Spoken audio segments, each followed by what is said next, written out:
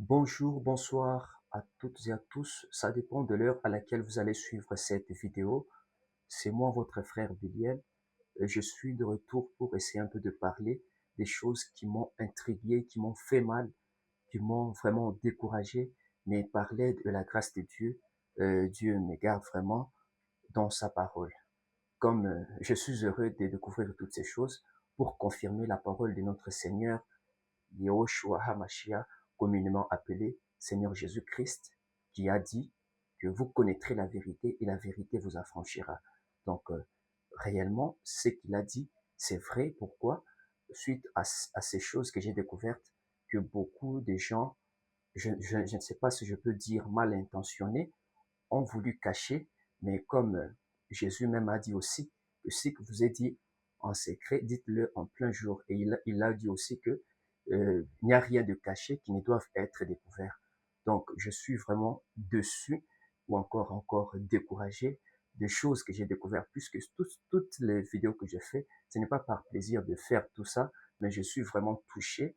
Et je tiens aussi à remercier beaucoup de serviteurs de Dieu qui ont eu aussi du courage pour essayer un peu de dénoncer les choses concernant William Branham. Euh, Ils sont comme Luc. Je peux donner l'exemple de Luc. Quand nous prenons Luc, chapitre 1er, il écrit à Théophile, il lui dit, excellent Théophile, après avoir fait des recherches, approfondi sur ces choses, après avoir aussi été en contact avec ceux qui ont été des témoins oculaires, il m'a aussi semblé bon, après avoir fait des recherches approfondies sur toutes ces choses, de te les exposer. Donc Luc ne s'est pas contenté juste d'écouter les apôtres témoigner de Jésus, il est aussi allé sur le terrain, il est parti sur le terrain pour se renseigner sur la véracité de l'histoire concernant Jésus. Alors, quand il a pris toutes ces informations-là, il s'est assuré, il n'est pas allé parce que ces investigations étaient impartiales. Donc, il n'est pas juste allé auprès de ceux qui soutenaient Jésus, mais il est aussi parti chez ceux qui le critiquaient. Normalement, c'est comme ça. Et je tiens aussi à remercier vraiment beaucoup des serviteurs de Dieu qui ont, après avoir écouté le message de William Branham, après avoir entendu parler de Branham, qui sont partis faire des investigations impartiales auprès de ceux qui soutiennent Branham et de ceux qui s'opposaient contre lui. Alors, après avoir fait toutes ces investigations, ils sont venus, je les remercie beaucoup et il y a vraiment, ils sont nombreux vraiment, et ceux qui dénoncent aussi, ceux qui dénoncent, ils sont nombreux. Je tiens à remercier d'abord l'homme de Dieu, vraiment le grand serviteur de Dieu, à mon avis, et là c'est moi personnellement, euh, le, l'homme de Dieu, Lando.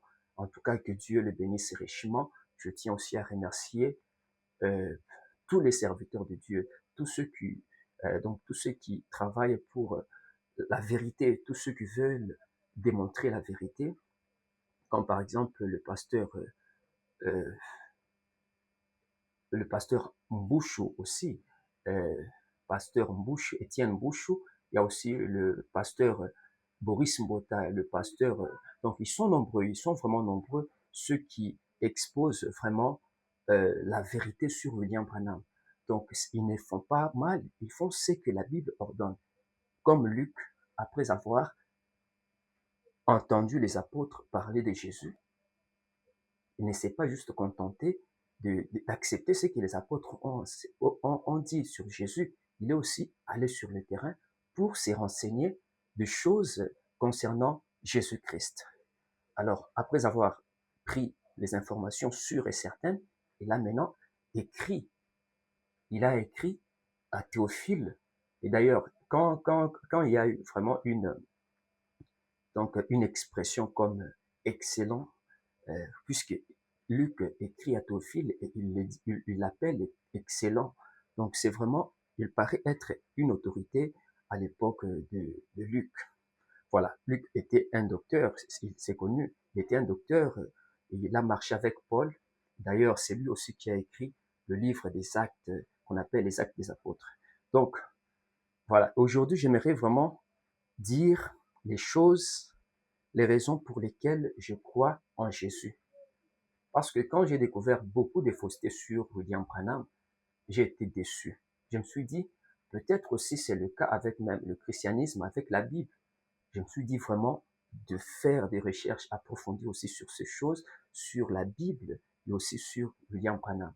En tout cas, la première des choses qui m'a fait rester dans la Bible, c'est d'abord sa durabilité, ou encore qui m'a fait rester en Jésus-Christ, en Yahushua HaMashiach, c'est parce vraiment, il a montré ses preuves pendant des siècles.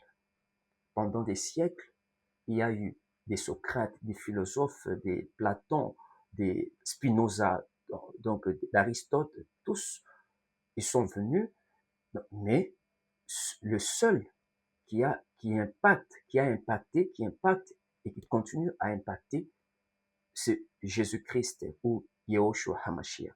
Donc, c'est vraiment la première raison. C'est pourquoi, quand j'ai vu les faussetés, les mensonges liés à William Branham, je me suis dit aussi de faire des recherches sur la Bible, sur Jésus, malgré les recherches que je faisais, mais j'étais déjà assuré que, comme le christianisme, Jésus a fait plus de 2000 ans, c'est que c'est vraiment la vérité. Alors, il y a des gens qui peuvent se demander pourquoi est-ce que, si par exemple j'ai quitté William Branham, si par exemple j'ai quitté le message de Branham, un jour je vais aussi abandonner le christianisme. Mais ce n'est pas du tout vrai. Ce n'est pas du tout vrai. Pourquoi? Parce qu'il y a beaucoup de raisons, les raisons fondées qui me font rester en Jésus-Christ. Donc, il y en a vraiment plusieurs, mais je cite quelques-unes. La première raison, c'est il n'a jamais écrit ou fait enregistrer sa voix pour prouver sa véracité. Donc, Jésus n'a jamais écrit pour prouver que non, je suis vrai, comme Branham a eu à écrire. D'ailleurs, il a fait une lettre audio secrète à Lee Weil pour donc le manipuler, pour dire à Lee Weil qu'il puisse manipuler les lecteurs du livre Le Prophète du XXe siècle. Donc vraiment, William Branham, son idée était que qu'il puisse manipuler les gens, puisque c'est une lettre aussi. Dans cette lettre-là, William Branham démontre qu'il est Dieu. Et il signale même à Lee Weil que, après avoir écouté cette lettre, j'aimerais que tu puisses me la remettre ou encore supprimer. Alors, Jésus n'a jamais écrit de sa propre main pour prouver sa véracité, ou encore que ce qu'il a dit, c'est vrai. Donc, il n'a jamais écrit, c'est la première raison qui me fait croire en Jésus, qu'il est vrai. C'est parce qu'il n'a jamais écrit ou fait enregistrer sa voix pour prouver sa véracité. La deuxième raison qui me fait rester en Jésus, qui me fait croire en Jésus, les prophètes et les prophéties des prophètes se sont littéralement accomplies dans sa vie. Donc, d'ailleurs, je vous suggérerais aussi de lire Clarence Larkin, chez qui William Branham a copié, a fait le plagiat, comme on peut l'appeler. Donc, Clarence Larkin montre que la Bible est le seul livre dans lequel il y a eu plusieurs prophéties qui se sont accomplies littéralement en Jésus-Christ. Donc, c'est un point de vue que Clarence Larkin aussi a soulevé. En tout cas, je suis d'avis avec lui. Donc, la deuxième raison qui me fait rester en Jésus dans le christianisme, c'est parce que toutes les prophéties des prophètes en Israël se sont littéralement accomplies dans la vie de Jésus, selon le témoignage de ses disciples qui étaient des témoins oculaires et auriculaires. Donc, selon les récits de Matthieu, Marc, Jean et aussi Luc que j'ai déjà cité précédemment. Donc, d'après leur témoignage, nous voyons que la vie de Jésus a accompli les prophéties des prophètes de l'Ancien Testament. Donc, ce n'était pas des théories, mais c'était des choses vraies, des choses vécues. Alors, la troisième raison qui me fait rester dans le christianisme, qui me fait croire en Jésus, le témoignage impartial de Luc, après avoir fait des recherches approfondies sur les origines de l'événement. Donc, comme je l'ai dit au début, Luc a fait des recherches approfondies sur l'origine de l'événement, sur Jésus, et ces recherches approfondies, il a fait des recherches impartiales, donc comme je l'ai dit au début. Alors, le quatrième point ou la quatrième raison qui me fait croire en Jésus. La spiritualité ancienne ou appelée la spiritualité égyptienne ou encore la sagesse des anciens en Afrique converge étonnamment vers Jésus-Christ ou Yahushua HaMashiach. Je donne un exemple du mythe de Osiris, Isis et Horus. Donc Osiris qui est mort, qu'on a tué par Seth, et puis Seth l'a découpé en morceaux, et puis aussi Osiris, Isis plutôt est venu, et puis il a rassemblé les morceaux, tout ça. Donc dans la mythologie égyptienne, il parle de la mort et de la résurrection d'Osiris, mais malheureusement, Osiris n'est pas ressuscité physiquement, mais c'était juste un mythe. Il est resté dans le monde des enfers.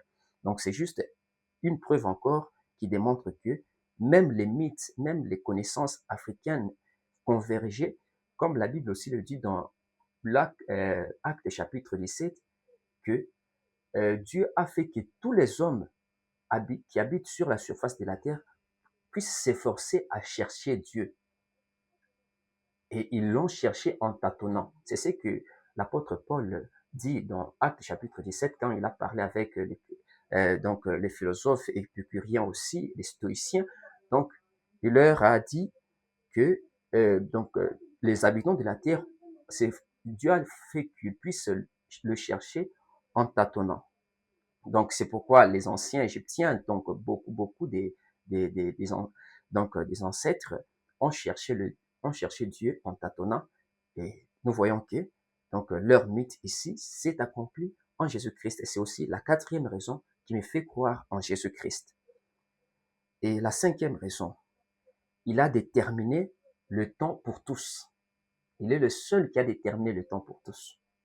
Que ça soit pour les athées, ceux qui nient l'existence de Dieu, pour les sceptiques, ceux qui ne croient pas, pour les païens, ceux qui ne connaissent pas Dieu, et aussi pour les Israéliens, les Juifs et les chrétiens. Donc il a fixé le temps pour eux tous.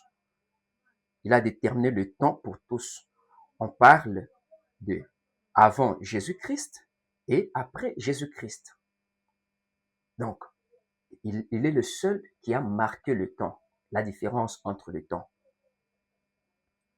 Alors, la sixième raison qui me fait rester en Jésus-Christ, dans le christianisme, en Yahushua HaMashiach, la sixième raison, c'est sa résurrection. Et c'est pourquoi je suis contre l'occultisme ou encore les sociétés secrètes, puisque eux croient en la résurrection spirituelle. Ils ne croient pas en la résurrection physique de Jésus. Mais les apôtres, en lisant les 4 évangiles, même les épîtres des apôtres, nous voyons qu'ils ont cru en la résurrection littérale physique de Jésus. Donc, sa résurrection a fait que les disciples ont accepté d'être tués pour croire en Yahushua, en sa naissance, sa mort, son ensevelissement et sa résurrection. Pour couronner le tout, il a été enlevé après sa résurrection. Donc, sa montée, son ascension, il est monté au ciel. Donc, les disciples croyaient en la résurrection du Seigneur Jésus-Christ. Ils ont accepté d'être tués à cause de leur foi en Jésus-Christ sur sa résurrection. Alors, la septième raison, donc il y en a beaucoup comme je l'ai dit au début, mais la septième raison, moi-même, il m'a convaincu. Yahushua HaMashiach m'a convaincu de croire en lui parce qu'il est Dieu. Il m'a convaincu qu'il est Dieu. Exemple, je donne juste un exemple de quelqu'un. Il a tué un homme qui, après avoir injurié Jésus-Christ, il lui a encore défié en disant, si Jésus-Christ est Dieu, qu'il me tue maintenant même. C'est un événement qui s'est passé ici en RDC, en République démocratique du Congo. Quelqu'un, il faisait toujours partie des adeptes de William Branham, de ceux qui adorent Branham. Il a commencé à injurier Jésus, à parler en mal de Jésus. Il ne s'est pas arrêté là. Il est allé jusqu'à défier Jésus.